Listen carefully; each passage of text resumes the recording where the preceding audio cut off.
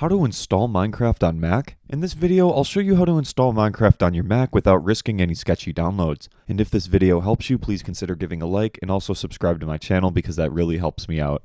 Start by searching for Minecraft and then click on this minecraft.net link. This is the official website. From here, scroll over Games and then click this Go to Downloads button. Once you get here, download the launcher for Mac OS. And once it finishes, you can open the .dmg file, followed by clicking and dragging Minecraft into your Applications folder. You can then go into your Applications folder to open up Minecraft. Once Minecraft is opened, it may take a few minutes for itself to update. And once the update's complete, it will finally open up where you can sign in with Microsoft.